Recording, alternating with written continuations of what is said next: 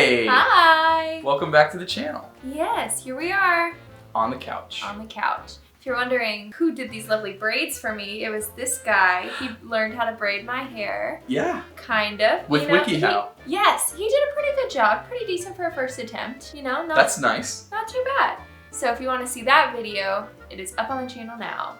So today we're talking about Disney's Hollywood Studios and some of the rides there. How long we would wait for them. Hollywood Studios has consistently the longest wait times of all the parks at Disney World. Because they have fewer rides and they also have way more heavy hitter rides. Like the most demanded rides. Yes, rides that everybody wants to do. Rise of the Resistance, Tower of Terror, Slinky Dog Dash, Rock and Roller Coaster. Like there's so many rides there that people love and that everyone wants to ride. So the wait times are consistently high. If you remember this super fun fact about me, I don't like lines. I don't want to wait in one. I have very little patience for a line. It has to be well themed and go quickly. Yes. Which is not exactly what you get every time you're at Hollywood Studios. And the ride itself needs to be worth it. So we're going to talk a little bit about that, how long I would wait for these certain rides, and you'll give your input, and we'll talk about the average. Yeah. So let's jump into it. Okay. What is our first ride? So the first ride, I wanted to start with something iconic. This is Mickey and Minnie's Runaway Railway. Mickey and Minnie's Runaway Railway. Very, very cute ride. It has the most hidden Mickeys in one spot of anywhere. It also has an overt Mickey. That's true. That's true. Overt Mickey and Minnie. But it has the most hidden Mickeys of anywhere else in Disney World. I think it's adorable. The technology is great.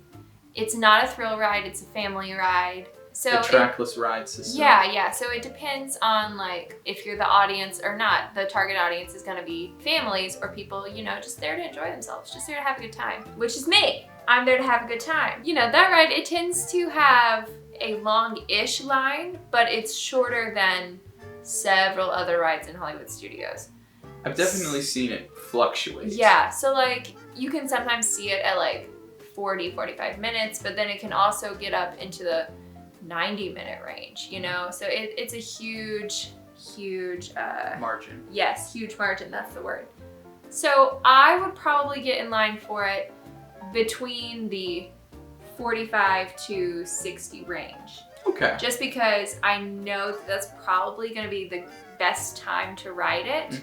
Definitely no more than an hour. Less than an hour. I would begrudgingly get in the line at an hour. But ideally, I would say like 45 to 50 minutes. Hollywood Studios is complicated. So you might get some more complicated answers from me. With Mickey and Minnie's Runaway Railway, I have never ridden it. We have been to Hollywood Studios multiple times since the ride came out. The first time we went and it was there, I did not ride out of protest because it is in the place of the Great Movie Ride. It's a completely different setup. They gutted everything and put this ride in there. The other times we were just doing other things, and so we just didn't have time for it. So I don't necessarily know how long I would wait for it. If it was the Great Movie Ride, I would wait all day. I know you would. It was my favorite ride. Now Haunted Mansion's my favorite ride, but I've seen it fluctuate, and we do that thing where we look at wait times even though we're really far away from Disney World. We see it, I've seen it come down to like 25 or 30 minutes before.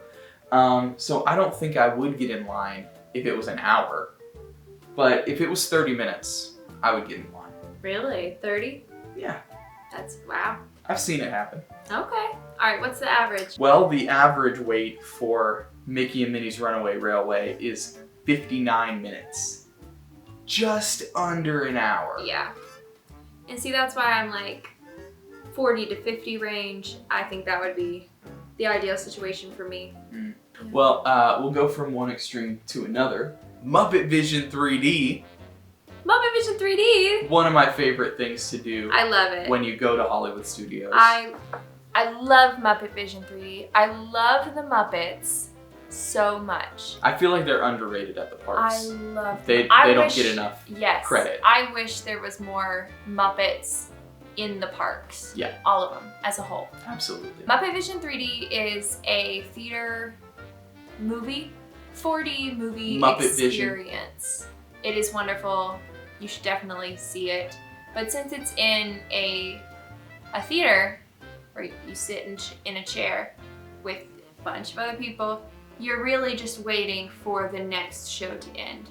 Right. The wait time is hardly ever going to be more than 10 to 20 minutes because you're literally just waiting for the next show to end so that you can go into the theater. Yeah. So I would just wait for the next show 10 minutes. Yeah. That's about right for me too. I don't think you would actually see it up above 20 minutes. That means you have to wait for 2 shows, basically. Yeah. Yeah, I don't think you would ever see it above that. And so I think as well, I would wait 10 to 20 minutes.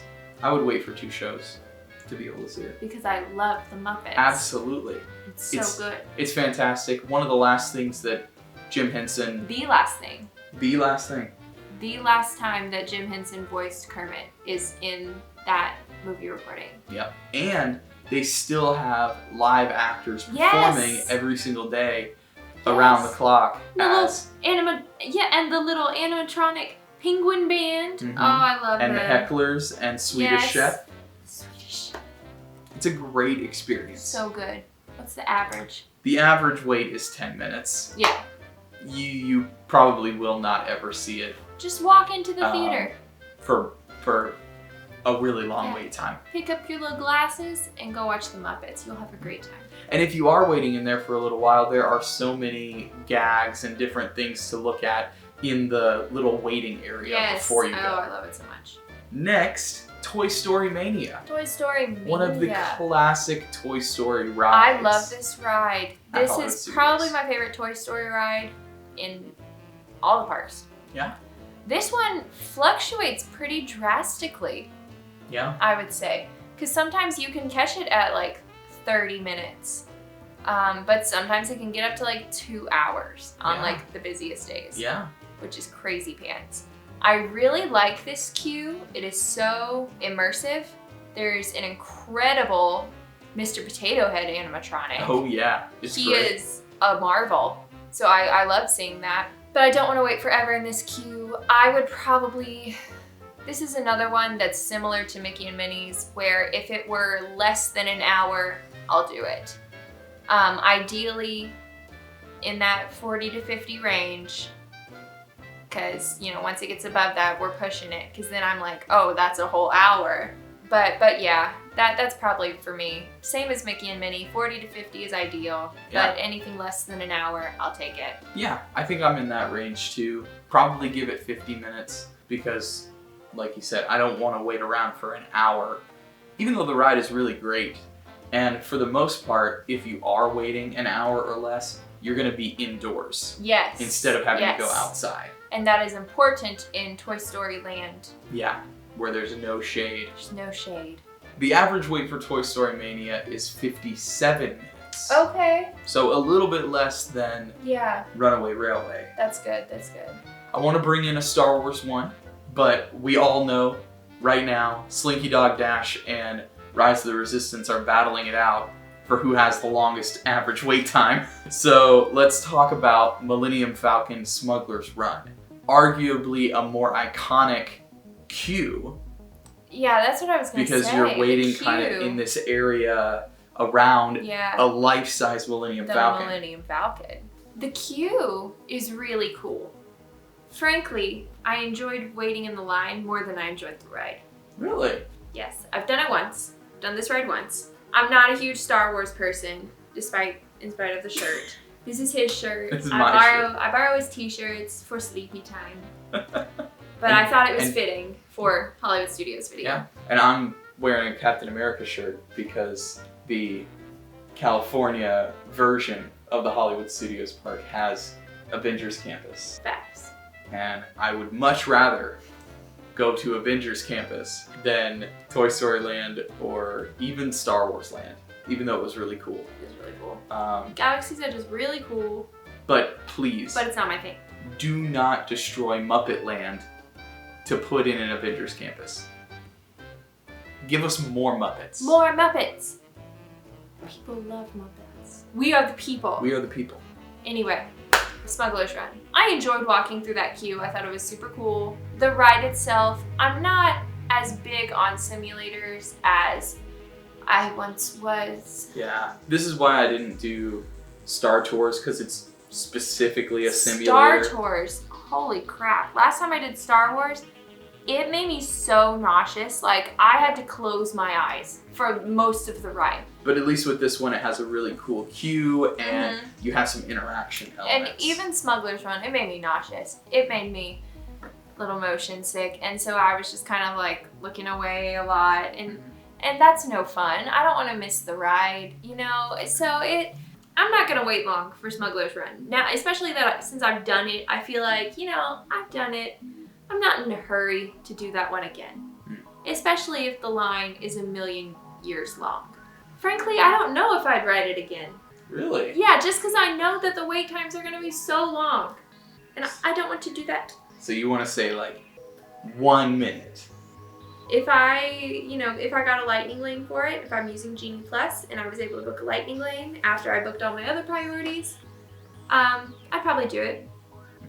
If I could skip the line. So that's like a 15-minute wait. Yeah, if it's at like, if you're trying to convince me to ride it and it's at 30 to 40 minutes or less, I'll say, okay, Landon, let's go. Yeah, I really like Millennium Falcon Smuggler's Run. I enjoy the queue, even though probably half of it is outside. Maybe not half. Not half, no. There's a little section that's outside, then you're inside. Yeah, but it's really cool. I really like the garage style queue. There's so many details. I like when you get into the Millennium Falcon. Yeah. It's so cool, life size. It's everything I wanted when we actually got to it. And then I enjoy the ride myself, being a pilot or even being a gunner or something like that. Engineer, not quite fun, especially if the pilot is really bad. But the ride itself, it's interesting and it's fun and it's varied. You can do different things. So this is one where I would probably give it an hour at the most. Yeah, that makes sense. I don't want to wait that long, but if it was an hour or less, I'd be like, it's worth it. Yeah. I would say it's worth it. The average wait for Millennium Falcon Smuggler's Run is 57 minutes, just like Toy Story Mania. Wow. I tell you, this park has really high wait times on average. Finally, we will end with one of the most classic rides there, the Twilight Zone Tower of Terror. Iconic. Iconic. In fact, they use it as the icon more often than they do the theater or the water tower. Yeah. How long would you wait to ride the Twilight Zone Tower of Terror? I have waited in this line twice. I have ridden this ride 0 times. I have walked through this entire line telling myself, I'm gonna ride this ride. And I have ridden the only functioning elevator in that building, chickening out at the last moment, twice. The second time, you were actually in the chair. I made it into the seat. Were you buckled? I buckled up, and then I freaked out. And I said, I don't want to do it, I can't do it. And then they had to press a little button to unbuckle everybody. And they let me out, and I got on an elevator with a cast member. It was one of the functioning, working elevators. It wasn't one of the ones that go like that. Did you have a creepy cast member, or was it like a normal No, person? they were nice to me because I was having anxiety. I'm sorry. They're not creepy to the guests who chicken out of the ride. Okay. So Good. that's my experience with Twilight Zone Tower of Terror. And then I get to sit on a nice little bench in the big hallway waiting for my group to come down the hall, looking for their pictures to show up on the screen. Oh, there they are. They should be coming down the hall soon. I sit all by myself.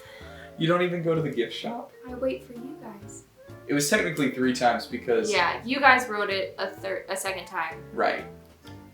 And that time I did not go through the line because I knew it's not happening.